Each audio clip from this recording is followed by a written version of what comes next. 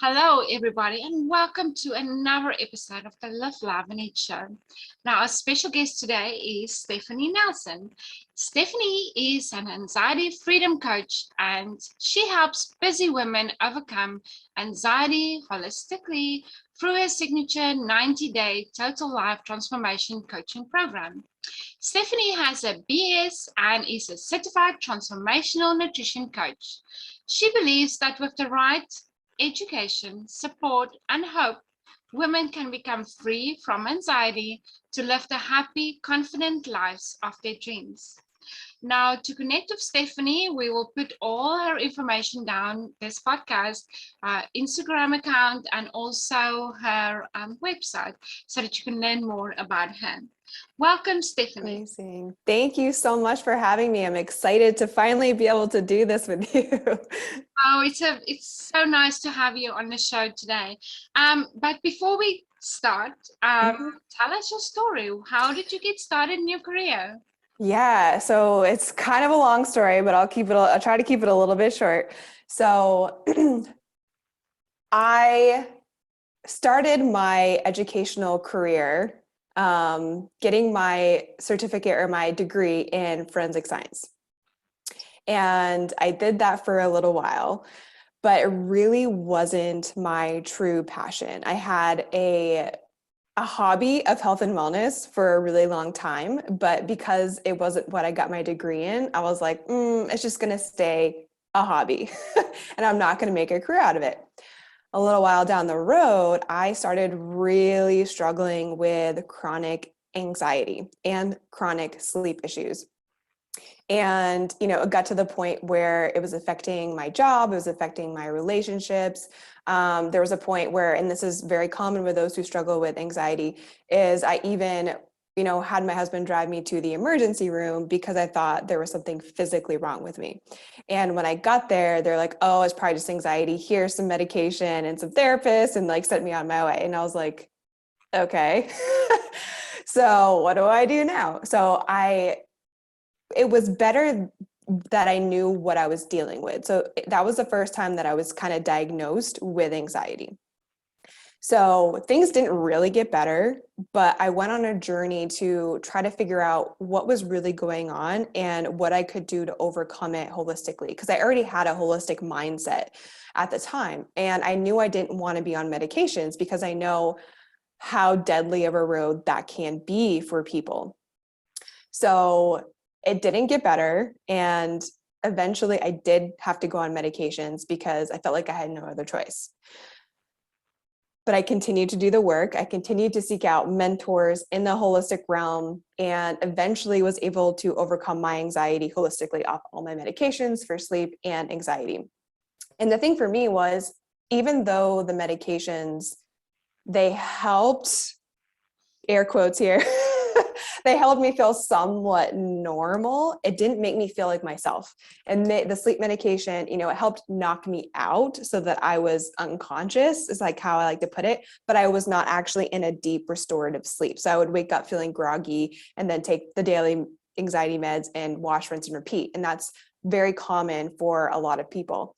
Now, it wasn't honestly until I went through the Institute of Transformational Nutrition and received the certificate that we both have, where I learned more about the psychological and the spiritual components of health, and where my anxiety really started to make major shifts, because I saw a functional medicine doctor and I corrected some things that were going wrong there, but I was still experiencing high levels of anxiety or anxiety attacks.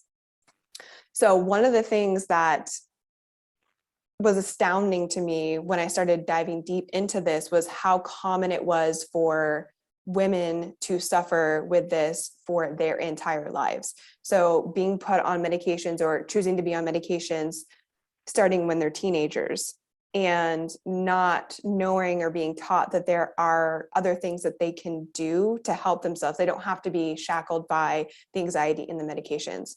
So same with you. I was like, I really want to help people with this. And even before that, so before I even was fully healed, I was like, I really want to help people with this nutrition. And I was looking into schools and master's programs and just like the time and the financial commitment. I was like, this doesn't feel right. And then ITN fell in my lap. And I think I signed up like 2 days later because I was like, this is everything I need. And so I went through that program, and, now it's my mission to help other women learn the holistic methods to overcome their anxiety. So finding the root causes, what's going on, and educating them and supporting them in their decisions and where they want to go in their life.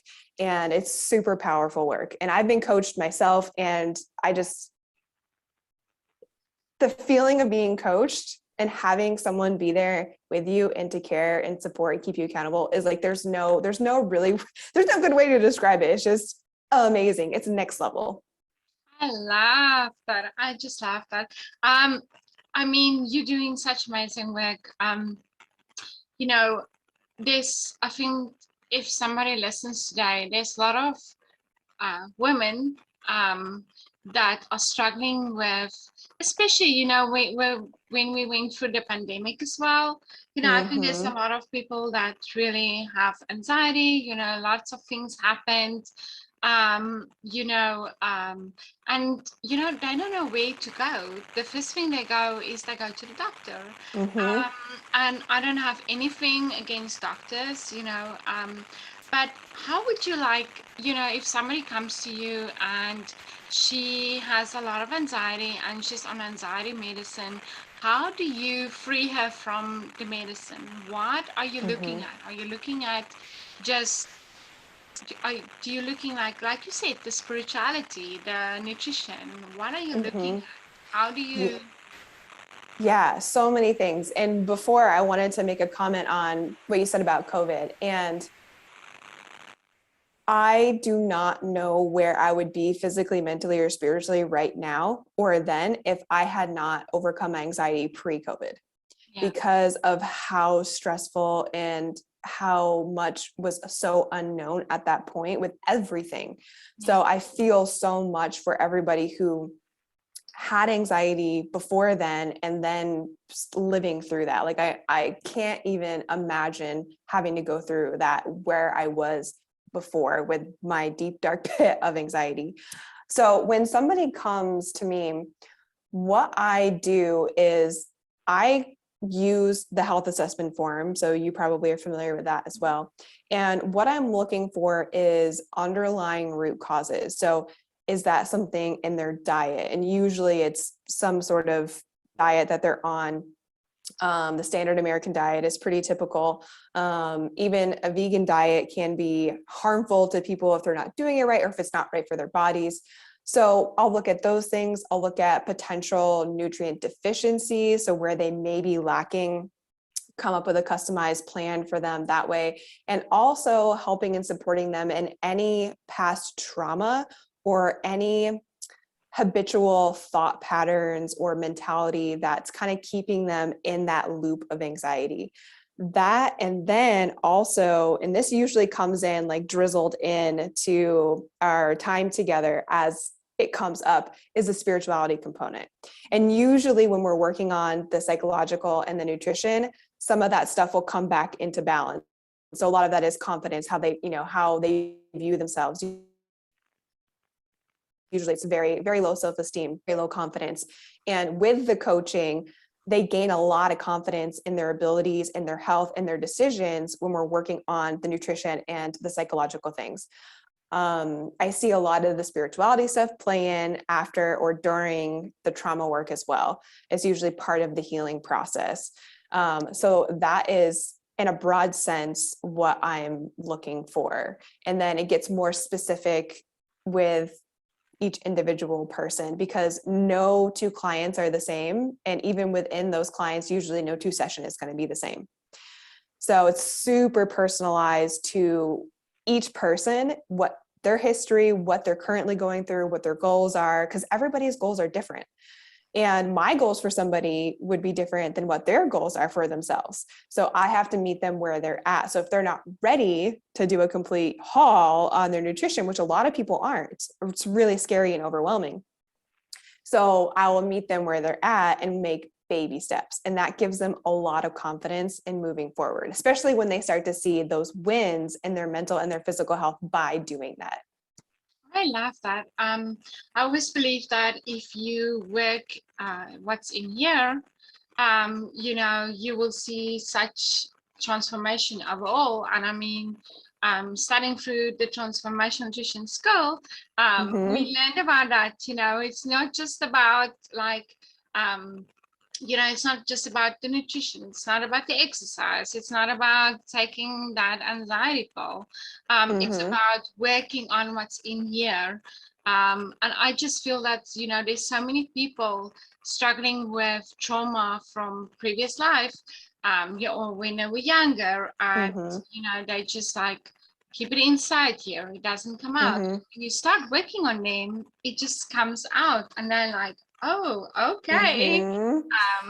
Yeah, I actually had that experience yesterday with a client. We got to the point where in our journey where she was having a lot of unworthiness, I'm not good enough type of things that were coming up in some of the things that we were trying to do.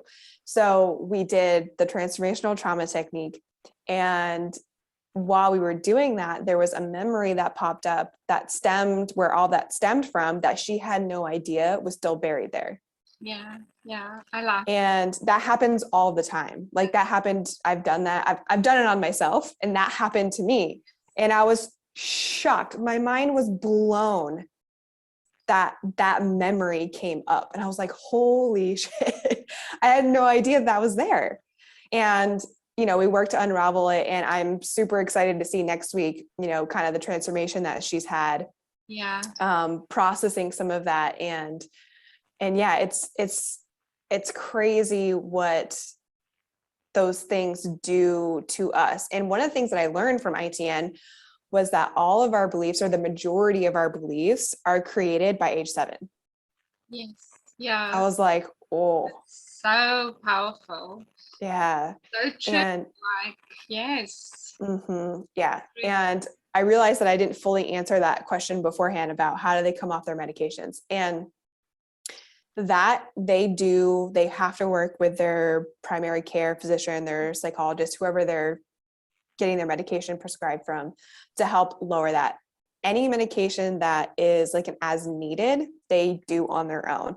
And I've had clients, they're as needed sleep medications, they're as needed anxiety medications. So some of my clients, they have not only like a daily general anxiety medication, but they also have like a stronger, like as needed. So, they will, just stop taking those because they don't need them anymore. And they'll also, not just with anxiety, but when you're taking a holistic and integrative approach to health, not just physically, but psychologically and spiritually, what you'll find is some of these other body systems start to come into place. Now, usually when people come to see me, they're not just struggling with anxiety. Usually there's some other physical ailment that they're taking prescriptions for. And I've had clients, 3 months after we stopped working together, they messaged me and they're like, I finally had a new appointment with my doctor, and she was so happy for me. My blood sugar went down. She lowered my thyroid medication. I've lost weight, like all of these things. And we weren't even focusing on that. Like we were focusing on stress and anxiety and healthy eating habits. Yeah. And these were just positive side effects. And another client who, has severe IBS. 5 weeks after working together, we're not working on the IBS specifically, but by making the changes to her health, she no longer has it. She's suffered with it for 2 years, and she's slowly starting to come off some of those medications. So it just shows you the power of taking a holistic approach and actually putting in the work. Yeah, I agree with you. I think there's lots of people out there that are really struggling to find the person, to work on all those aspects. Also, I want to talk about a little bit about sleep as well. Very important, as we all know, because if you don't get that sleep in, your anxiety rises. I know if I don't get my 8 hours of sleep, I'm not very happy, and I feel a lot of anxiety, and Can you tell us a little bit about that? About Mm-hmm. how sleep is important? Yeah, sleep is like, you should think of it as important as breathing, Yeah. as important as water. Like, if you are not sleeping, your brain is not functioning properly. It's the time where your brain recycles, it removes toxins, your body repairs itself. And when we're not getting adequate sleep, and when I say adequate sleep, you could be in bed for 8 hours, but you might not be in that good deep sleep. And that's still going to be affecting your brain and how it's functioning. So, when you're not sleeping well, typically you're going to be reaching for more of what? The sugary foods, the fast foods. You're not going to have the energy to make dinner, go grocery shopping. And that's going to further fuel the imbalances within your body that can lead to more anxiety, depression, worse sleep, things like that. There's this study that I came across a couple of years ago, and they did a study on American snipers. And they had them do target practice with 8 hours of sleep. They're like, I don't know, 100% accuracy. They had them do target practice with 7 hours of sleep, and that accuracy dropped down to 75%. And then they did it again with 6 hours, and it dropped down to 50%. So, obviously when they're in a war zone combat, there's adrenaline and things like that help them become more accurate. But when you're looking at it strictly on sleep, like, and how the mind works and the accuracy of your mind on these trained snipers, it kind of it puts it into a whole new perspective of how important sleep is to brain functioning. Yeah, that's true. Yeah, sleep is very important. I mean, you should get the correct sleep. I want to talk about a little bit about nutrition, and I want to talk about coffee as well. I think I saw on your Instagram once that you were talking about coffee. Yes. So can you tell us a little bit about, because I know that, I know everybody drinks coffee. I drink coffee as well. I used to drink 3 cups of coffee a day. Mm-hmm. And it gave me a lot of like anxiety as well, panic attacks, Yep. So I'm down to 1 cup of coffee a day, and I feel wonders and I feel amazing. Mm-hmm. Can you tell us a little bit what coffee does to, anxiety and to you as a... Yeah. So anxiety kind of promotes the stress response in your body. So when you're already experiencing high levels of anxiety, your fight or flight is already out of balance. Typically your adrenals, which is the powerhouse, the energy source of your body, they're already out of whack. So your stress hormones are already out of whack. So when you add on caffeine to that, you're just making that worse. So I have that same experience when at that time I was drinking, and I believe that I am caffeine sensitive. Fortunately, I didn't start drinking coffee until after college. It's kind of a funny story, but and at that point, I was consuming probably like 200 milligrams of caffeine a day. A cup of coffee has about 100. Yes. Depending on the brew, all that type of stuff. And I would notice it was the strangest thing. It's like I would be so tired because I wasn't sleeping well. So I would go get a latte. And then I would drink the latte, but then my heart would start racing and I would feel super anxious, but still tired. And I'm like, what the hell? So, and I just cycled, and I didn't think anything of it and just kept repeating. And eventually I took a break from it, and it really did lower my anxiety. And my clients have the same experience as well. And they also have similar responses when I tell them this. They're like, no, I can't give up my coffee because it's usually our, one source of joy in the day. Max lovers. Yeah. And so a lot of times they're resistant, they're hesitant, but eventually they try and succeed to completely come off of it. And then they feel so good that they're like, I don't even want it anymore Mm-hmm. because I don't want to go back to that place of feeling always jittery, always anxious, and having more anxiety and panic attacks. Because I have seen my clients reduce their anxiety and panic attacks by simply removing the caffeine from their life. Yeah. Yeah. And also with caffeine is it dehydrates you. It depletes you of a lot of nutrients that will then bring other systems of your body out of balance that will make your anxiety worse.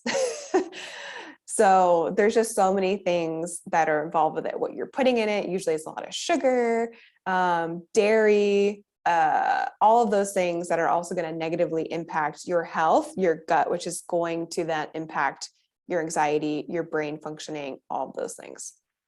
Is there for somebody who's listening now and they have a lot of anxiety, they're on medication, and they tried everything, like everything, but they're still struggling?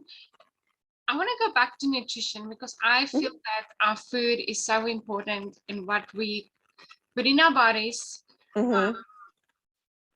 Is there like tell us a little bit about nutrition for anxiety, because I think people wants to know that, like, okay, not specifically what we have to eat, but Mm-hmm. just what big part nutrition is playing, if you have anxiety. Yeah, I think an easy way to answer this is to think about what's going to impact your gut. Mm-hmm. So what's making your gut bubble? What's giving you a lot of gas? What's giving you a lot of like soft, liquidy, or constipation, like stools? And those are the type of foods that's kind of telling you that your body doesn't like that. And the reason why I'm using the gut as an example is because our gut is connected to our brain. And we actually have a lot of neurotransmitters, so brain chemicals and hormones that are produced in our gut. So if our gut bacteria and the microbiome in there is off, and with the foods that you're eating are causing it to be off, then that's going to contribute to your anxiety. Yeah. So some big things would be dairy, gluten, soy, corn, non-organic fruits and vegetables, conventionally raised meat, and farm-raised fish, things like that, because they're going to be high in toxins that are going to then affect the gut, which is then going to affect your brain. So foods that I love to include is anything that's rich in magnesium. Most people are deficient and they're not taking it. You know what's one thing that's crazy to me, and I'm sure you've experienced this, is that I have clients come to me and I'm like, okay, it's looking, showing that there's a potential that you have a high, magnesium deficiency, or that you're lacking in that, or iron. And they're like, oh yeah, my doctors tell me that, but they don't ever give me anything to fix it. I'm like, Yes. That's their job. Like, what? Oh, you're missing this, but that's okay. Like that just like drives me up a wall. That's very important. Like magnesium, very important. Yeah. Yeah. Something that I take every single day, sometimes twice a day. So anything rich in magnesium, anything rich in good quality fats. So avocado oils, depending on what your unique health situation is, grass-fed organic butter can be a better source, olive oil, things like that, and avoiding a lot of the processed oils. So that's going to give you, so our brains actually need good fats. Yeah. Fat has been demonized, and that's a problem. We need to have those good fats for our brain to function properly. And that was one of the things when I was working with a functional medicine doctor, was that when they ran a blood test, I was super low in omega-3s. And the reason why that was, and I know now based off of everything I know about nutrition and all of that, is that you need omega-3s and you can't get them if you're not consuming fats. And I was on a vegan diet Okay. for a while. So, and because I had watched one documentary, I thought I knew everything. And the documentary said fats are bad, even olive oil, even avocado oil. I don't know if avocado oil was really a thing at that point, and so I just completely stopped consuming fats. Okay, interesting. Mm-hmm. Very. So there's little things like that. A big thing too around nutrition is blood sugar imbalances can lead to anxiety, or it can cause, I don't want to use the word cause, but it can make your anxiety worse. So, and I see that with my clients sometimes, and even myself at that point, because my metabolism was so off, because of a program that I was following that was having me eat like every 2 to 3 hours. So if I would go any longer than that, my body would like shut down. So making sure that you're getting in good, healthy protein and fats with your meals if you know that you have a blood sugar imbalance, and making sure that you don't go, 5, 6, 7 hours without eating, because more than likely your anxiety is going to spike if you do that. Yeah, I agree with that. Healthy fats.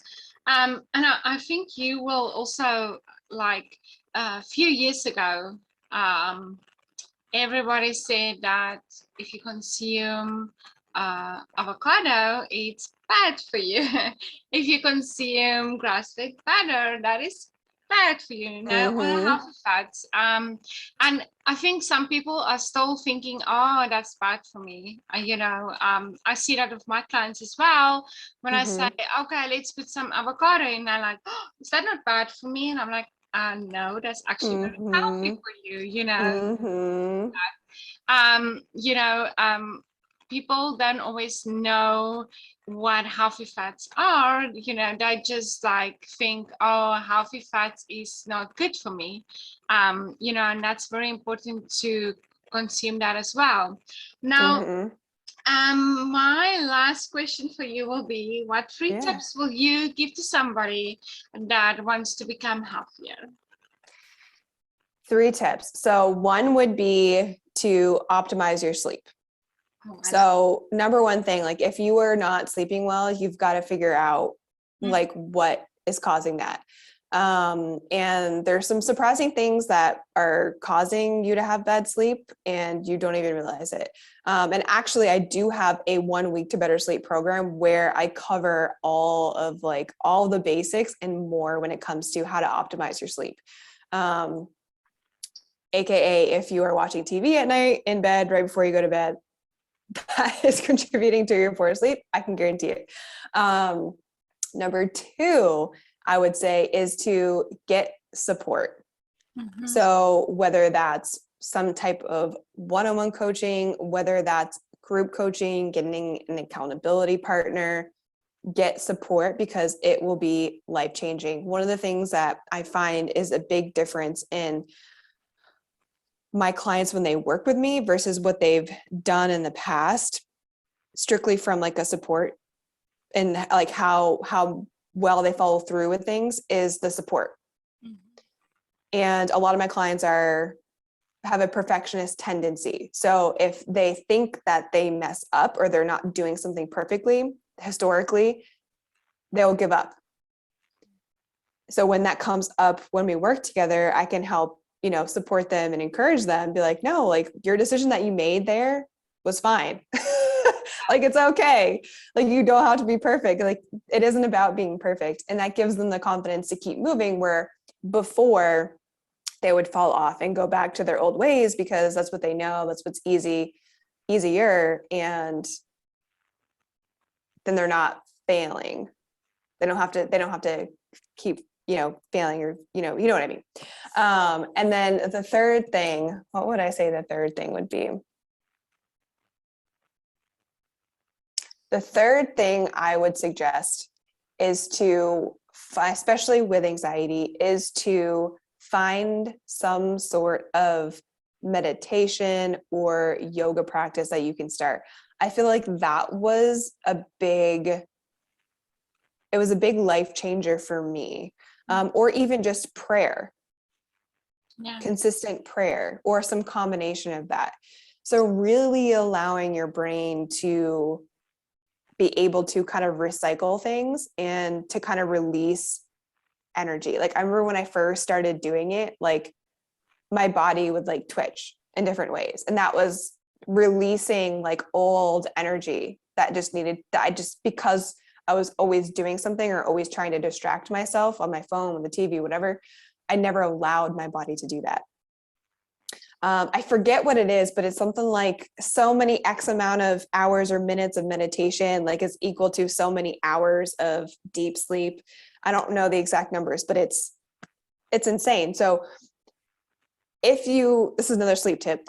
If you are not getting good sleep, or if you did not get good sleep one night, doing some sort of meditation can really help kind of trick your brain into thinking that you got more sleep, because it is getting that restorative type of, I don't know what you want to call it, but it's getting to that restorative place as you were sleeping, like you were sleeping. A great app that I love that one of my coaches recommended to me was meditate.me. Use that all the time. Okay. So those are my tips. Sleep, support. What was the last thing I said? Meditation. Meditation. Yes. I love that. I just love it. It was so fun to have you on the podcast today. Yes. And you doing amazing work out in the world. Thank you. Thank you for being here, and keep your light shining. And thank you Thank for the work that you're doing. Yeah, thank you so much for having me on here and in your lovely magazine. If anyone has not checked that out, you need to look at it. It's full of juicy things. Yeah, thank you so much. You're welcome.